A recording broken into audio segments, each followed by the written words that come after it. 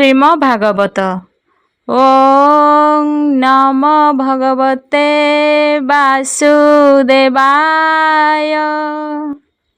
नारायणं नमस्कृत्य नरं चैव नरोत्तमं देवीं सरस्वती व्यासं ततो जयमुदीरयेत्। मूकं करोति वाचालं पङ्गुं लङ्घयते गिरिं यत्कृपातमहं वन्दे परमानंद माधवम। श्रीमद्भागवत द्वितीय स्कंद अष्टम अध्याय। जदि चैनल नुआ अछंती ताले निहाती भाबरे सब्सक्राइब कर दियंतु। राजोवाच शोक चरणे देई चित्त आनंदे कहे परीक्षित। नारद आगे ब्रह्मा जेते विष्णु महिमा भागवते। कहिले जन उपकारे से कथा शुणी प्राणी तरे। जे अवस्थाने जार आगे मुनि कहिले भक्ति भावे। ताहा श्रवणे इच्छा मोर तुम्भे मुनिंक मध्ये बर। हरि महिमा अगोचर श्रवणे मंगल उच्चार। से कथा कह मुनि मोते से हरि चरण जे मन्ते। निश्चल मन करी स्थिर जे मन्ते छाड़िबी शरीर। श्रद्धारे जेबा नित्य शुणे से हरि कथा मने गुणे। मंगल नाम उच्चारणे ताहार हृदय तत्क्षणे। श्रवण मार्गे हरि पसे हृदय पद स्थिरे बसे। तार दुरित सर्वनाशे शिशिर जेन्हे वृष्टि नाशे। जड़ु हरई मीन राशि से जेन्हे निर्मल प्रकाशी। निर्मल आत्मा तार होए से कृष्ण पाद मूले रहे।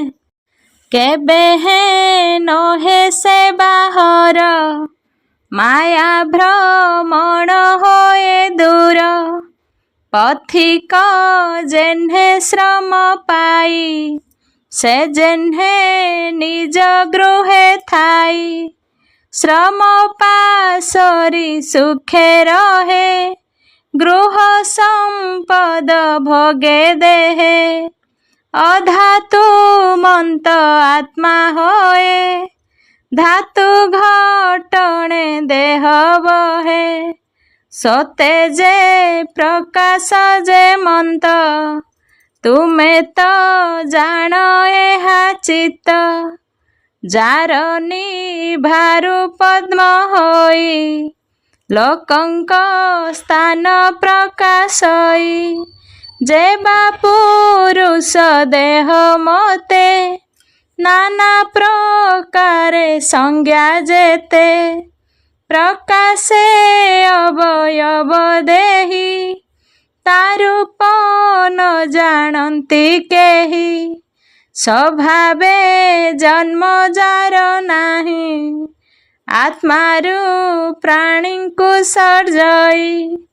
से भूत भूत आत्मा देहे ताहाकु तार अनुग्रहे। जे मन्ते देखे रूपवंत नाभि कमलु होई जात। काल कबले से पुरुष ए विश्व सृष्टि स्थिति नाश।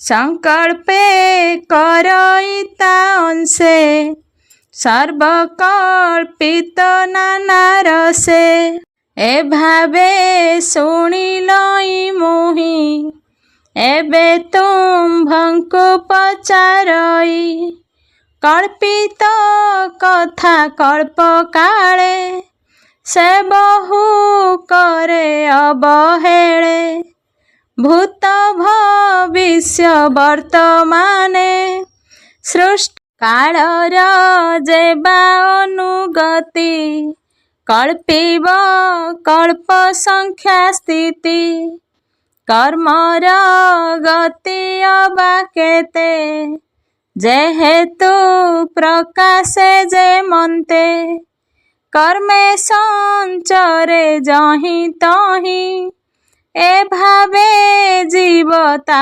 ଭୁଞ୍ଜଇ ଗୁଣେ ଗୁଣଜ୍ଞ ପରିମାଣ ଭୂମି ପାତାଳ ଦେଶ ବ୍ୟମ ଗ୍ରହ ନକ୍ଷତ୍ର ମହିଧର ନଦୀ ସମୁଦ୍ର ଦୀପବର ଏଥେ ଆଶ୍ରିତ ଜନ ଯେତେ ବ୍ରହ୍ମାଣ୍ଡ ପ୍ରମାଣ ବା କେତେ ଏ ବାହ୍ୟାନ୍ତରେ ବସ୍ତୁ ଯେତେ ସଂକ୍ଷେପେ କହ ମଗ୍ରତେ କାଳର ଯେବା ଅନୁଗତି କଳ୍ପ ବିକଳ୍ପ ସଂଖ୍ୟା ସ୍ଥିତି କର୍ମର ଗତି ଅବା କେତେ ଯେହେତୁ ପ୍ରକାଶେ ଯେ ମନ୍ତେ ଯୁଗାନୁ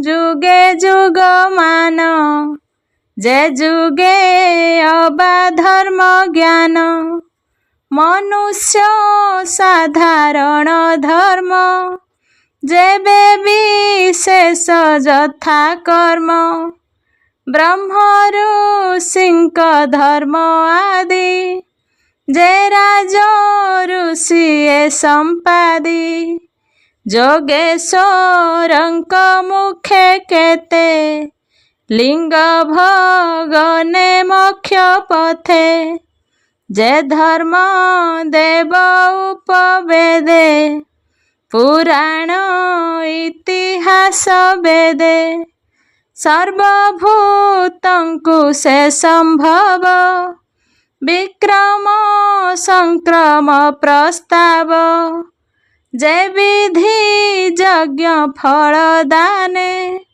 ଯେ କର୍ମ ତ୍ରିବର୍ଗ ସାଧନେ ଜୀବ ସମ୍ଭବ ଯେ ବା ମତେ ଯେ ଅବା ପାଷାଣ୍ଡ ସଙ୍ଗତେ ଅସାର ବଧ ମୋକ୍ଷ ଦୁଇ ଯେ ବା ସ୍ୱରୂପ ଜେଣେ ରହି ଯେ ଆତ୍ମା ତନ୍ତ୍ର ଭାବଗ୍ରାହୀ ଆତ୍ମାର ମାୟାରେ କ୍ରୀଡ଼ଇ ମାୟାଦି ସୂକ୍ଷ୍ମ ସ୍ଥୂଳ ଯେତେ ତା ମଧ୍ୟରେ ରହେ ସାକ୍ଷୀ ମତେ ଏବେ ମୁଁ ପଚାରିଲି ଯେତେ ସଂକ୍ଷେପେ କହ ପ୍ରଭୁ ମତେ ବ୍ରହ୍ମାର ଆତ୍ମା ନାରାୟଣ ଯେ ବିଶ୍ୱ ସଂସାର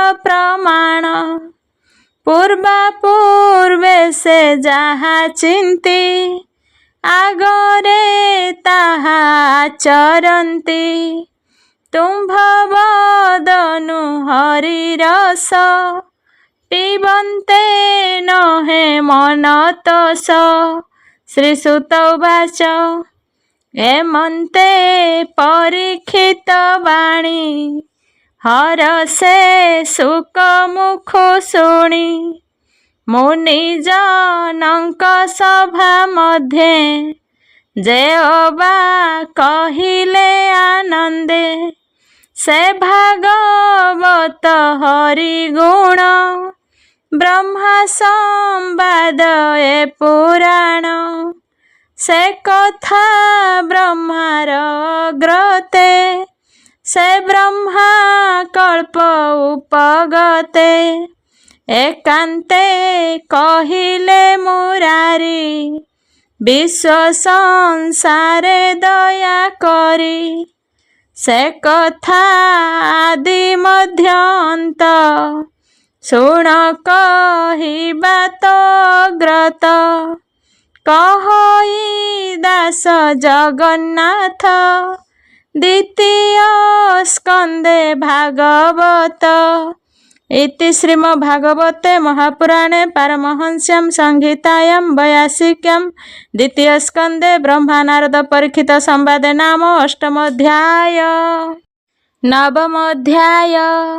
श्रीशुक उवाच शुक कहई राजागे ताहार प्रश्न अनुरागे शुण नृपति पुण्य देहा तू मते पचारिलु जाहा विष्णुर क्रीड़ा आत्मा गुण सृष्टि पालन संहारण आत्मा माया रे सृष्टि करे से माया के बा कଳି पारे करई सकल संभव स्वप्ने जे सने अनुभव एक था ईश्वर वचने न घटे शास्त्र अनुमाने जेणु से माया रे मिसई एणु अनेक प्रकाशई स्वभावे आत्मा बहुरूपी रूप प्रकाशे सर्वव्यापी जे रूपे थाई जे बागुणे मुहि मोहर प्राय मणे सत्य प्रकाश सर्वदेहे निरते आत्मा रूपे रहे पर पर न लागई काल मायार भेद काहि माया क्रमश सत्य प्राय सत्य सत्य भेद नुहे आत्मार जान शुद्धि अर्थे कहिले ब्रह्मार ग्रते से जेणु घोर तप करी अनेक कष्टे प्राण धरी तपे सोशिला भगवान तेणु पाइला दर्शन निर्मल निष्कपट चित्ते तेणु चिंतिला हृदगते शुण कहिबा तो ग्रते ब्रह्मांकु दिशिला जे मन्ते से आदि देव गण गुरु भक्त भजने कल्पतरु निज भुवने सुखे थिला ब्रज विहारे इच्छा कला आत्मा रे आत्मा माया ग्रस्ते प्रपंच निर्वाण जे मन्ते नाभिरु पद्म कला जात जहु जन्मिले चतुर्माथ से पुणी चिंता भरे रही पर पर न जानई चिंता विच्छेद भावे मने शब्द शुभिला गगने जड़े कमल मध्य थिला सेबेनी अक्षर शुणिला ओंकार आदि षट देश पंचमी श्रीते एकविंश सबदे तप उच्चारण निष्कांचनंक निज धन से वाणी शुणी ब्रह्मा कर्णे ନିରୋଳି ଚାହିଁଲା ଗଗନେ, ଦିଗ ସହିତେ ଅନାଇଲା, କାହିଁ ଯେ କିଛି ନ ଦେଖିଲା। ସେ ପୁଣି ରହି ନିଜ ସ୍ଥାନେ, ଆତ୍ମାର ହିତ ଚିନ୍ତି ମନେ। ଜାଣିଲା ଏ ପରମ ତତ୍ତ୍ୱ, ତପସାଧନେ ଦେଲା ଚିତ୍ତ। ଏ ମୋର ହିତ ବୋଲି ଜାଣି, ନିଶ୍ଚଳ ମନେ କୁଶ ପାଣି। ଅମୋଘ ଦୃଷ୍ଟି ସେ ବିଧାତା, ତପେ ବଢ଼ିଲା ତାର ଚିନ୍ତା। ଦେବବର ସେ 10 ଶତ, ତପ ସେ କଲା ଦୃଢ଼ ଚିତ୍ତ। ମନ ପବନ କଲା ବନ୍ଦୀ, 10 ଇନ୍ଦ୍ରିୟ ଗଣ ରୁନ୍ଧି। ସେ ସତ୍ୟ ତପେ ସର୍ବଲୋକେ, ତପ ସୃଜନ ଅତିରେକେ। ତପ ପ୍ରତାପେ ନରହରି, ମିଳିଲେ ନିଜ ରୂପ ଧରି। ସେ ରୂପ ନ ଜାଣନ୍ତି କେହି, ମାୟା ସଂସାରେ ଦେହ ବହି। ବିଷ୍ଣୁ ପ୍ରସନ୍ନେ ପ୍ରଜାପତି, ଛାଡ଼ିଲା ମନୁ ଦୁଃଖ ଭ୍ରାନ୍ତି। ଶୂନ୍ୟ ବିଜୟ ନରହରି, ଅଶେଷ ଦେବାଙ୍କରେ ଭରି। ଯାର ଶରୀର ରଜ ନାମେ, ପଶି ନ ପାରନ୍ତି ସମ୍ଭ୍ରମେ। ଯେ ଅନ୍ୟ କାଳର ବିକ୍ରମ, ସେ ବା ହୋଇବ କାହିଁ କ୍ଷମ। ମାୟା ନ ପାରେ ପଶି ଯହିଁ, ଦେବ ଜାଣିବେ ତାହା କାହିଁ। ବିମାନ ମଧ୍ୟେ ନାରାୟଣ, ବେଷ୍ଟିତ ପାରିଷଦ ଗଣ। ସର୍ବେ ଦିଶନ୍ତି ବିଷ୍ଣୁ ତେଜ, ସ୍ୱଭାବେ ଚାରି ଚାରି ଭୁଜ। ଶ୍ୟାମ ସୁନ୍ଦର ତନୁବର୍ଣ୍ଣ, ଅରୁଣ ପଙ୍କଜ ଲୋଚନ। ହଳଦୀ ବସ୍ତ୍ର ପରିଧାନ, ସୁରୁଚି ସୁନ୍ଦର ବଦନ। ମଣି ଲମ୍ବିତ କଣ୍ଠ ଦେଶେ, କାମ ଅଞ୍ଜନ ନିଜ ବେଶେ। ପ୍ରବାଳ ବୈଦୁର୍ଯ୍ୟର ଜ୍ୟୋତି, ମୃଣାଳ ପ୍ରାୟ ଝଟକନ୍ତି। କିରୀଟ ଗଞ୍ଜନ କପୋଳ, ଶ୍ରବଣେ ମକର କୁଣ୍ଡଳ। ତେଜେ ବିରାଜେ ନଭସ୍ଥଳୀ, ବେଷ୍ଟିତ ପାରିଷଦ ମିଳି। ଦିବ୍ୟ କାମିନୀଙ୍କ ଗହଣେ, ବିଜୁଳି ନୀଳ ମେଘେ ଜେହ୍ନେ। ଅଷ୍ଟ ବିଭୂତି ସଙ୍ଗ ମେଳେ, କମଳା ସେବେ ପାଦ ମୂଳେ।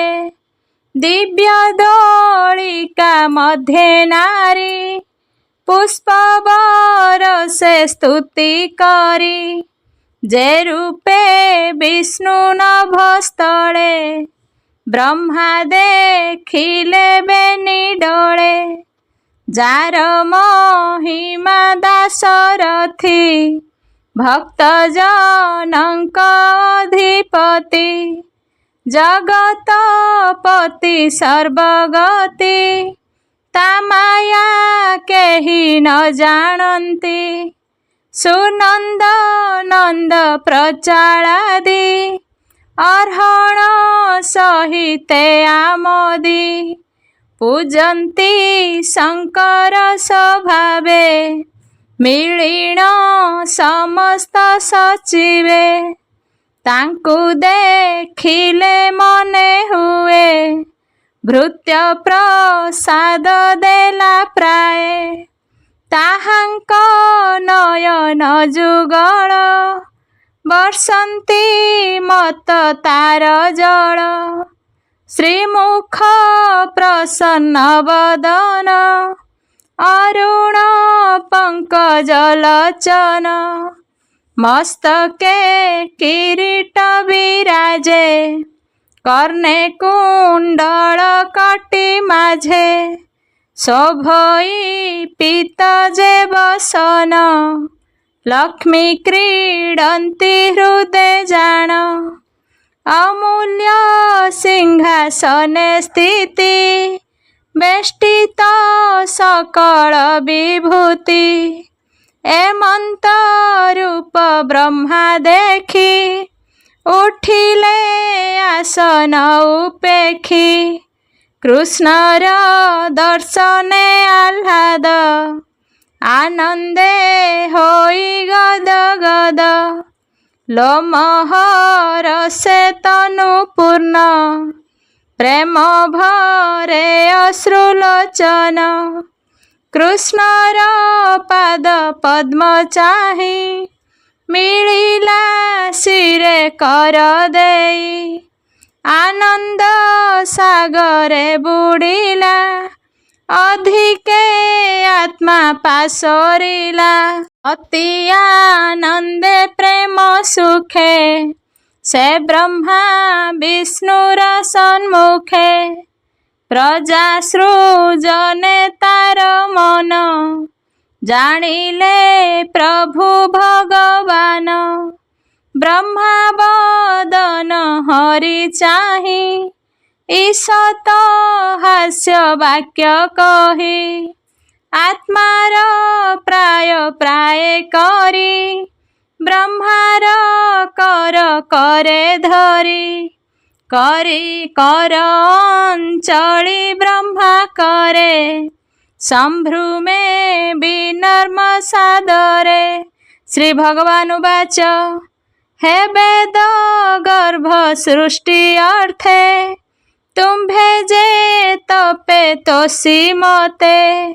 ଅତି ଦୁଷ୍କର ଚିର ତପେ ତେଣୁ ମୁଁ ତୋଷେ ତୋ ସମୀପେ।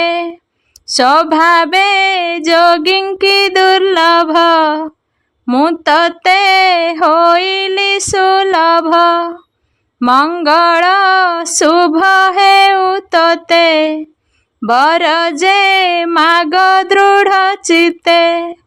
ମୋହର ଦର୍ଶନ ଯେବେ ପ୍ରାଣିଲ ଭଇ ପୁଣ୍ୟ ଗର୍ଭେ।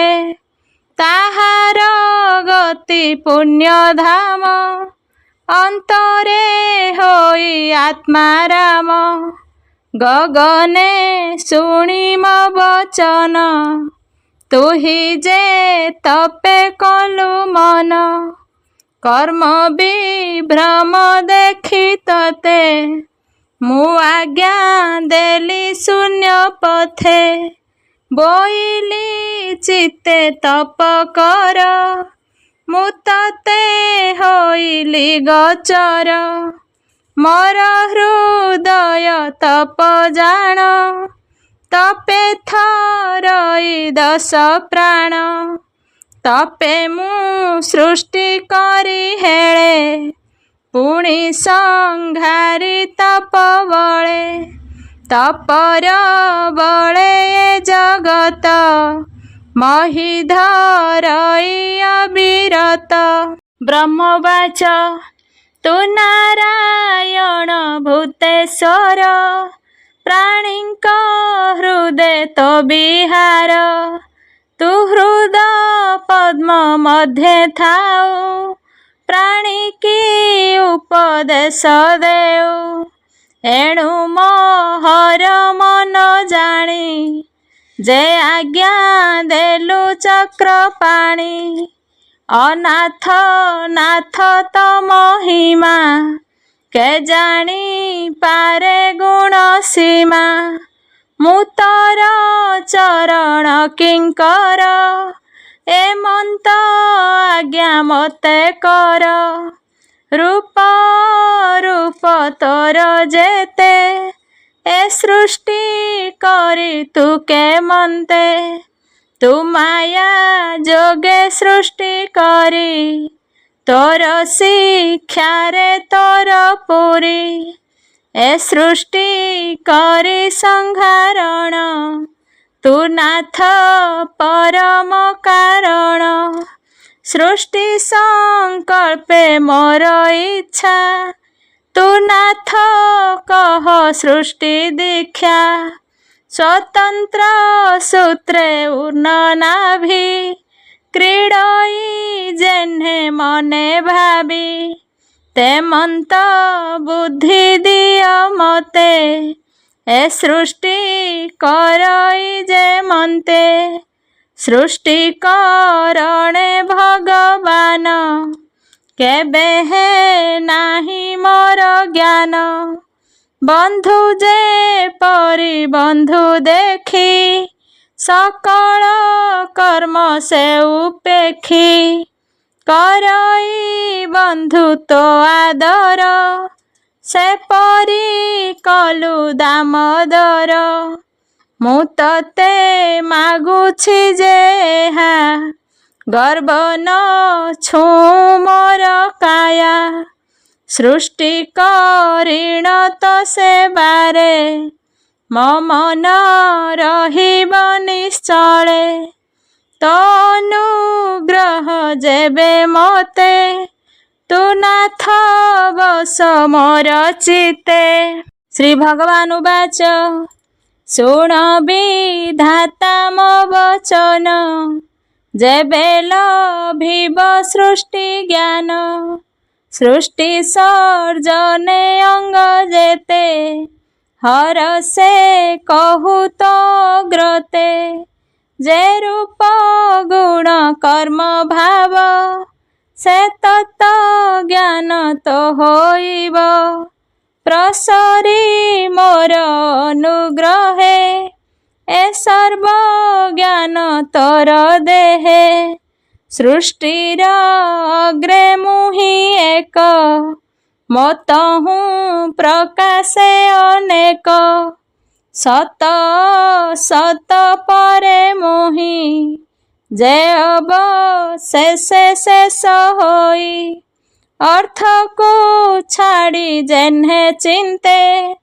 प्रतीत जेन्हे आत्महिते माया प्रकाश से प्रमाण गगने जेन्हे ज्योतिर्गण ए जीव स्थूल सूक्ष्म जेते प्रकाश होन्ति पंचभूते छाड़ी पसंति पुण पुण से माया शरीरे प्रमाण तोर प्रस्तावे प्रजापति कहिली सृष्टि यथाकृति जेझा विचार अनुमाने से सर्व काल विद्यमाने ए मोर तत्त ज्ञान बळे धर तू समाधि निश्चले कल्प विकल्प तोर चित्त केबे नहिब विमोहित। श्री शुक उवाच से निराकार भावग्राही ब्रह्मांकु सृष्टि तत्व कही तक्षणे ब्रह्मार अग्रते गोविंद गले शून्य पथे कृष्ण न देखी प्रजापति पथे अनेक कले स्तुति कर अंजलि सिरे देई अनेक भावरे विमोही विश्व सृजिले विश्व तेजे पूर्वर प्राय नाना बीर्जे से धर्म गति प्रजापति निजुक्त आत्मा महागति प्रजा कल्पना चिंता करी आत्मार हिते मन धरी ନାରଦ ବାକ୍ୟ ବେଦ ବର ହରି ମହିମା ଅଗୋଚର। ଯେତେ କହିଲେ ସୃଷ୍ଟି ଅର୍ଥେ ମାୟାର ମହିମା ଯେ ମନ୍ତେ। ଜାଣିବା ଅର୍ଥେ ମହାମୁନି କହିବି ଧାତା ହେଲେ ତୁନି। ବ୍ରହ୍ମା ନାରଦ ପ୍ରଶ୍ନ ଯେତେ କହିଲୁ ତୁମ୍ଭର ଗ୍ରତେ। ନାରଦ ସାବଧାନେ ଶୁଣ ଏ ଭାଗବତର ପ୍ରମାଣ। 10 ଲକ୍ଷଣେ ଏହା ଜାଣି ଯେ ବା କହିଲୁ ପରିମାଣି। ଏକଥା ସରସ୍ୱତୀ ତଟେ କହିଲେ ବ୍ୟାସଙ୍କ ନିକଟେ। 16 ପରିମାଣି ବ୍ୟାସେ ନାରଦ ମୁଖ ଶୁଣି। ସେ ବ୍ୟାସ ମୁନି ତୋଷ ଚିତ୍ତେ 18 ସହସ୍ର ଗ୍ରନ୍ଥ ଯୁକ୍ତେ। ମୁଁ ଶିକ୍ଷା କଲି ତାଙ୍କ ତୋହୁଁ ତୁ ଭାଗ୍ୟବନ୍ତ ନୃପ ଯହୁଁ। ଏବେ ମୁଁ ତୋହର ଗ୍ରତେ କହିବି ପଚାରିଲୁ ଯେତେ। ଏମନ୍ତେ ପରୀକ୍ଷିତ ମେଳେ ଶୁକ କହିଲେ ଗଙ୍ଗା ଜୂଳେ। 10 ଲକ୍ଷଣେ ଭାଗବତ କହିଲେ ବିପ୍ର ଜଗନ୍ନାଥ।